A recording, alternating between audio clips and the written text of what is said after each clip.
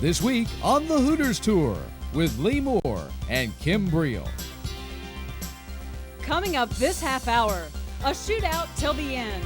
Ford, Sanchez, Zincon, Liner, and Gleaton. Names on top. The weather is hot in Bowling Green, and so is the action. Coming your way next.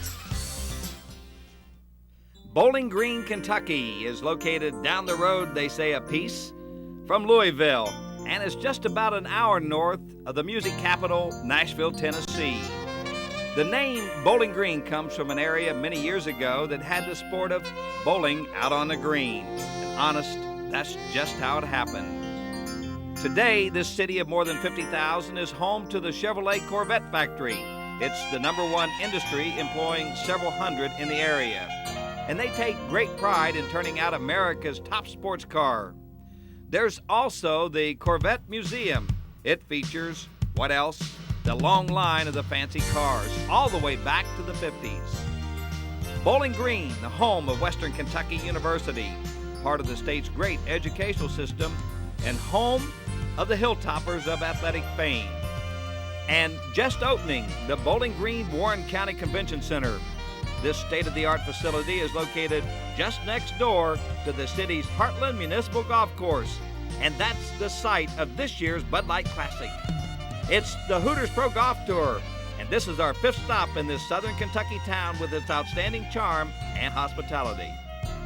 Hello, everybody. I'm Lee Moore. And I'm Kim Briel. Lee, Bowling Green, Kentucky, one of 2 sites this tour has played 5 times in a row. And there's a bit of history here. Sean Pappas in 1991 shot 32 under par. Yeah, being a golfer, you know how big that is to go that deep. And you know what? The guy that finished second that year was Steve Ford, 26 under par. So Steve Ford now is really part of our storyline again this week. So when we come back, we're going to tell you about Steve and let you see some early week activities. Stick around.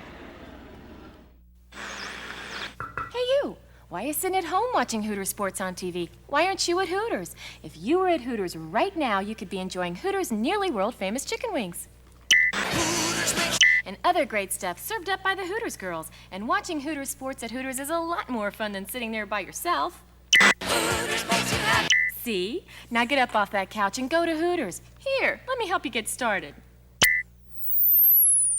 You're not still sitting there, are you?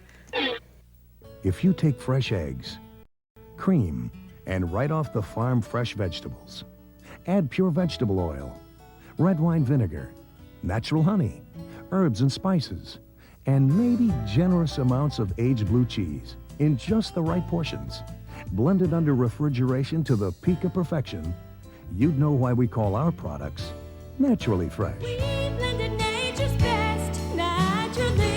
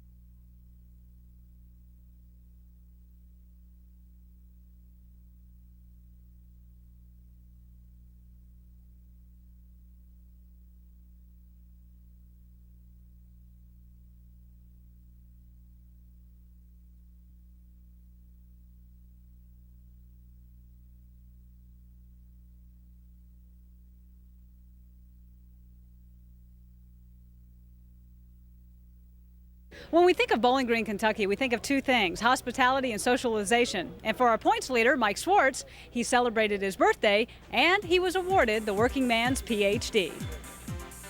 The Bud Light Classic started with a good old-fashioned shootout. The Monarch Environmental event was contested by 10 players, and the field was narrowed to 2 by the time they had reached the final hole. $400 for first place was on the line, and Mike Schwartz out of Phoenix, Arizona, and Andrew Morris from Needham, Massachusetts were the final 2 left standing. Here are the approaches to the final hole. Schwartzy's going to hit his sand wedge in there about 2 feet straight uphill to the hole. Andrew, one of our top players all year long, is going to leave his about 14 feet away. And then Andrew is going to miss his birdie attempt. Mike will step up and sink his two-footer, and in the process win his first shootout of the year. He'll get the $400 first prize, and just before Wednesday's Pro-Am, Mike is presented with a framed certificate by songwriter Bill Douglas. From the University of Country Music for Mike Swartz and Chuck Cowan, Working Man's PhD signed by Aaron Tippin and Tom Schuyler of RCA Records. All right, let's hear it for them, Chuck. Backing up now, Tuesday night's Pro-Am Pairings Party was one of the best of the year. It was held at the home of Mr. and Mrs. Lee Coleman, and the Boys Club of Bowling Green will benefit from a charity auction. Several players went on the block, and they enjoyed the chance to help raise money for the charity. There were 25 teams then on Wednesday in the regular Pro-Am, and when the dust had settled, the winning team, it was captained by Hooters Pro player Craig Heinlein. The members were Kent Kirby, Kim Kirby, Steve Rogers, and Joe Roberts, and they shot an outstanding 53. The final event before Thursday's first tee time is the long drive competition. Lesco is the sponsor of this event. The big hitters all had their chance. It came down, though, to Eric Rustan with a drive of 315 yards for first place and $250. Jeff Thorson finishes second, and he'll win $100. And while the long drive competition was the final event right before the tournament started, we want you to see something really special. How about the Wayne Supply Junior Clinic? It was one of the best of the year. It was the first event of the week. More than 100 youngsters took part. They're all from the city and from the county. I like that, a working man's PhD. They could have given another one of those to a guy named Bob Jeffers. He is the host professional here at Heartland. This is the 5th consecutive year that Bowling Green's Heartland Golf Course has been host to the Hooters Professional Golf Tour. We have a par 71 golf course that's 6,500 yards in length with fairly level terrain. The golf course proved to be one of the least difficult golf courses on the Hooters Tour last year with a stroke average of slightly over 71. Our hole number 17 proved to be the 5th most difficult par 4 on the Hooters Tour last year with a stroke average of 4.42. It's a 436-yard dogleg left with out of bounds and bunker guarding the left-hand side of the fairway and a high grass area on the right-hand side that will catch a drive if a player elects to hit a driver off the tee. Most players will hit a 1-iron or 3-iron off the tee, which will leave them approximately a 3 or a 4-iron into the green. We look for a lot of low scores this week at the Heartland Golf Course. The winning score ought to be somewhere between 20 and 26 under par unless the wind conditions get up, and then the winning score will be somewhere between 12 and 16 under par. Each week, the Hooters Tour tries to tie into a local charity. This week, it's the Boys Club of Bowling Green. The executive director is Stan England.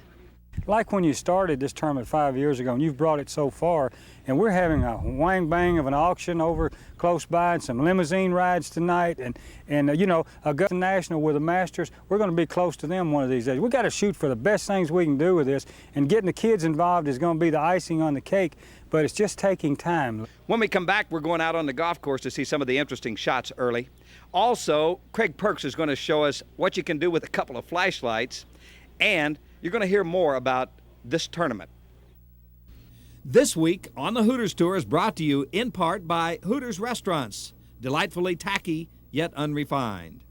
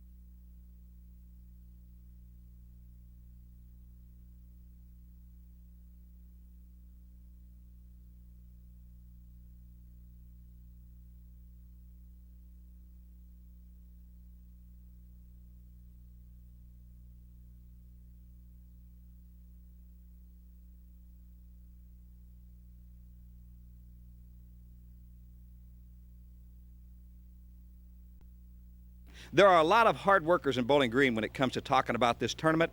One of those people is one of the directors. That's Karen Jeffers.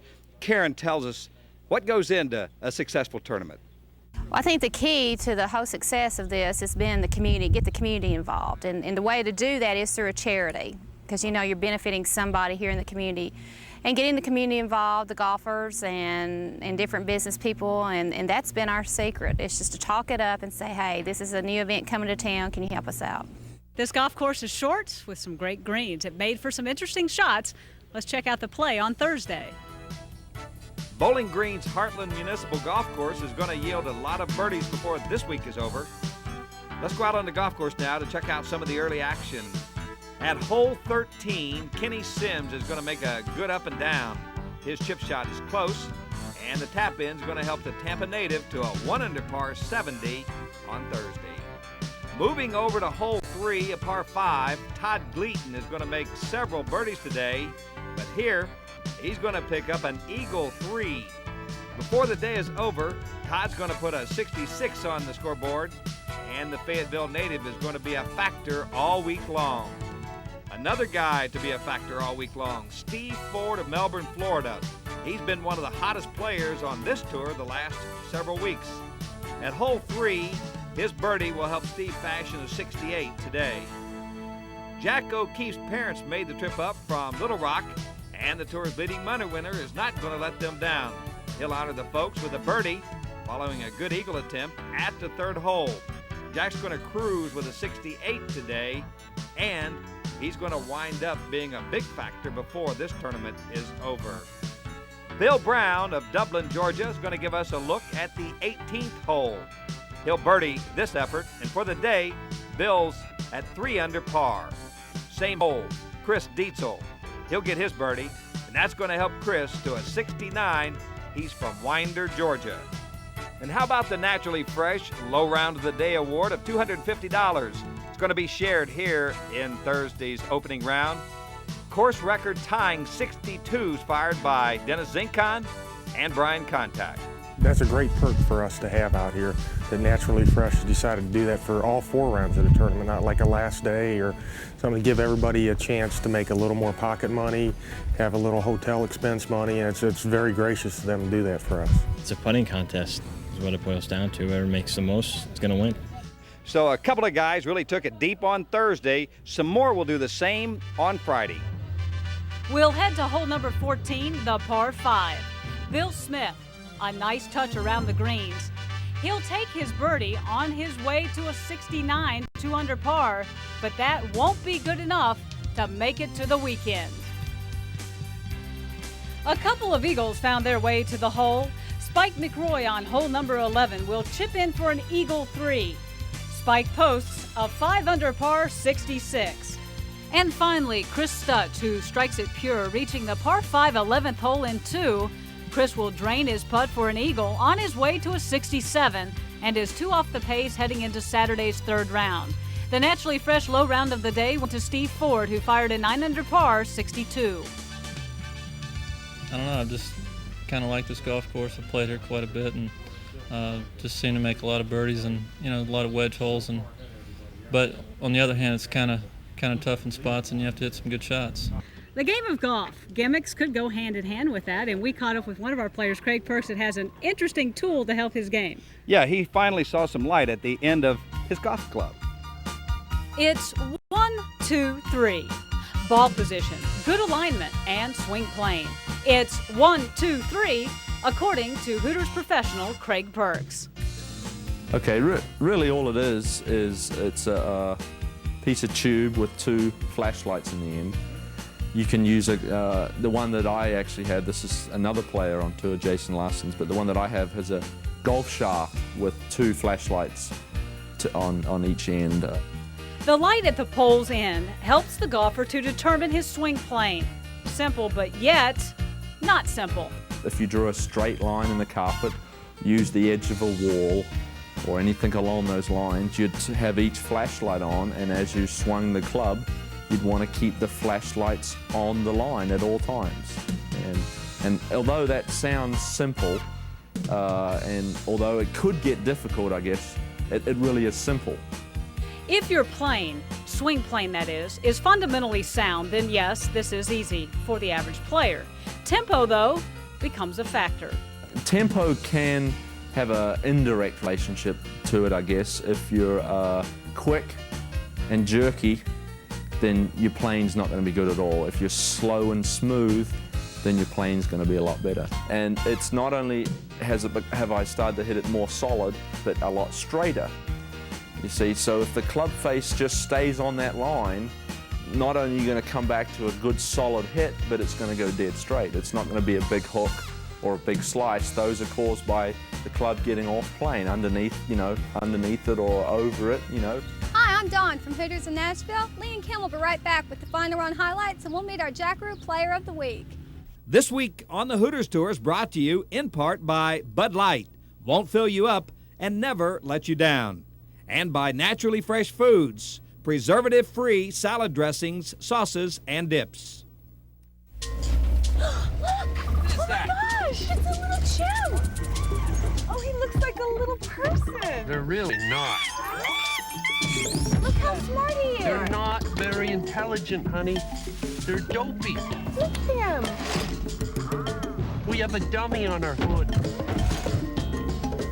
Oh, where's he going? For the great taste that won't fill you up and never let you down, make it a Bud Light. And now, Valley of the Apes. Hey, want to spice up your wardrobe without spending a fortune? Hooters has just what you're looking for. That's right. Just call 1-800-961-2231 and order some terrific Hooters merchandise. Like shirts, hats, sweats, sunglasses, and more. Hey, are you a race fan?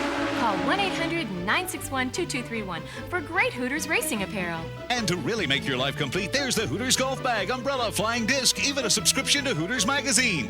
Call 1-800-961-2231 today.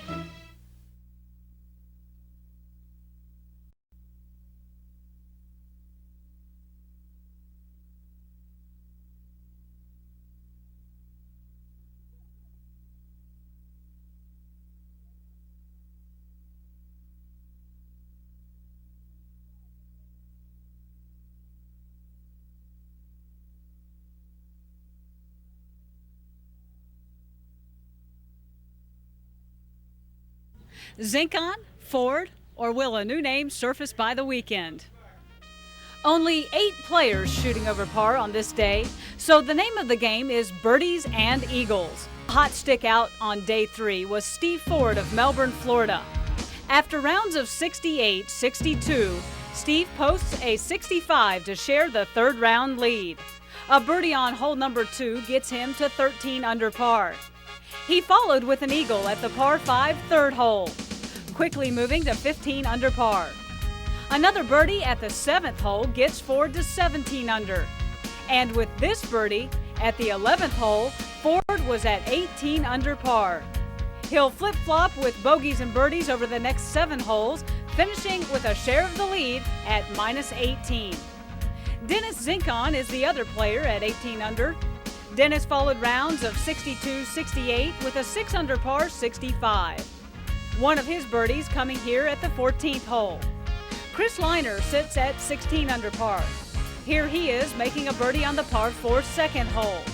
And his final birdie came on the closing hole where he signed off with a 66. One of our leaders after 36 holes is still in the hunt. Todd Gleaton makes a birdie here at the 11th hole. This moved him to 13 under par. And we caught his birdie on 18 where he finished at 69, 14 under par for the tournament. Sunday may well be our most exciting finish yet as 22 players are within 6 shots of our leaders Steve Ford and Dennis Zinkon. Here's a look at that leaderboard. Pick one out for tomorrow. Sanchez and Liner 2 off the pace. Gilbert coming off a 63 today and Miskell a 64. Both are at 15 under par. And again, Chris Stutz and Todd Gleaton just 4 back. Gibby Gilbert Jr. receives the Naturally Fresh low round of the day. The Naturally Fresh low round of the day is I played well. I made 7 birdies and an eagle. I had 1 3-putt bogey, but those Naturally Fresh points, it gets me up there. It's been a rapid rise for golf professional Dennis Zinkon. He went from an average bartender to a great golfer And he is this week's Jackaroo Player of the Week. Dennis Zinkon has a good grasp on life and a heck of a golf game. Nothing flashy, almost always picking up paychecks of some sort and just letting things happen. He doesn't dwell on the small stuff like what happens if he doesn't get to the PGA Tour by next year. The dream's to make a living playing golf, period. If that happened to be on the PGA, to win tournaments and make a living playing golf. That happens to be on the PGA Tour, great. If it happens to be on the European Tour, that's great. If it happens to be on the Nike Tour, that's great. And if it's on the Hooters Tour, that's great. Question 2. Where did this Michigan product come from as a professional golfer? I played in Canada for 2 years in 91 and 92. Beat it around the mini tours for 3 and 4 years, won 13 tournaments on those down in Florida, and played a couple tournaments in, European qualifying school in Spain in 93. And he's been on the Hooters Tour for a couple of years. The best things that have happened to Dennis since he became a pro, in no particular order, starts with the name of Nick Price. I played a lot of golf with Nick and David Frost, probably in the late 80s. At Greenleaf, where I live at. I qualified for the 91 Open, and I called David Frost the Monday night I qualified, and he was playing in Westchester, and set up a game for Wednesday with him and myself and Nick Price and Wayne Grady. Now, for Dennis, the good news, bad news part of his pro life settles on a couple of issues. He has twice finished runner-up in the same tournament in Natchez, Mississippi. 2 years ago, he lost in the dark to Matt Ewing. This year, he lost after shooting 22 under par for 4 days to Craig Perks. And he's tired of trying to play well in one particular outfit, namely... It's like a khaki pants and a black and white plaid shirt that I've never played good in. But when I'm playing good, I'll never wear it. But if I'm playing so-so, I'm going to put it on just to see if I can get a good round out of it. Take our word for it, it's no lie, Dennis Zinkon can play the game of golf. And where that leads, we'll have to leave this part blank, at least until PGA Tour School this fall. Sunday, and while Cliff Calvert sticks around that WSI weather system in there, the golfers are going to take on Heartland. Will battle the weather and the golf course. The rain did delay things a bit at Heartland, but despite Mother Nature, 72 holes were completed. Todd Gleaton was hoping that this day would be his. A birdie on number 1 gets Todd to 15 under. Another on hole number 3, and he is within 2 strokes of our leaders. On hole number 11, Gleaton gets the short stick working. A good up and down, and he's at 17 under par. A birdie at 15 gets him to 18 under, where he'll finish in a tie for 4th place. Chris Stutz started off hot as well. A great shot into number 1 sets up his first birdie of the day. Chris will birdie the 3rd hole, and he too is trying to catch the leaders. A birdie on number 11 gets him to 17 under par, 3 under for the day. Good enough to make the top 10. Javier Sanchez back on track, and 3 under par today gives him 3rd place at 19 under par. The battle, though, was between Steve Ford and Dennis Zinkon. On hole number 7, Dennis Zinkon will make 3, moving to 21 under par, 1 stroke up on Steve Ford. Coming into 13, both players were once again tied at 21 under par. Zinkon makes a great bird, and he'll go up 1 once again. Ford comes back on the next hole, making a birdie 4, and we're even again at 22 under par. The turning point was this approach by Dennis after leaving his drive out to the right. Dennis missed getting up and down from the bunker. He'll take bogey, and Ford takes a 1-stroke lead going into 18, where his par sealed the victory. I've been able to play good here in the past, and I was looking forward to it, and fortunately it worked out. Today was pretty windy and tough to pick the right club, and I was able not to make any bogeys, and that was the main thing.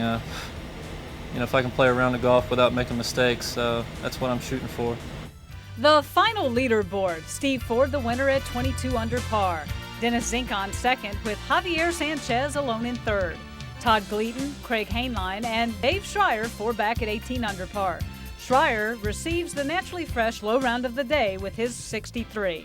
Yeah, I played really good. I birdied 2, 3, 7, 10, eagle 11, and then birdied 15, 16. Played really good. I had a chance to shoot 62 on the 18th hole, and it lipped out. But played really good. Don't think I could have hit it any better. I don't know about you, but that's one of the most exciting finishes I've seen all year. Yeah, we anticipated that, early Sunday morning with that crowded leaderboard. Now, what we'll do, Kim, when we come back, we're going to check out how that leaderboard affected the points race and also our money race. The Naturally Fresh Points Championship still very much in the picture. My barbecue sauce has the big, bold taste that really makes barbecue taste great. Barbecue sauce.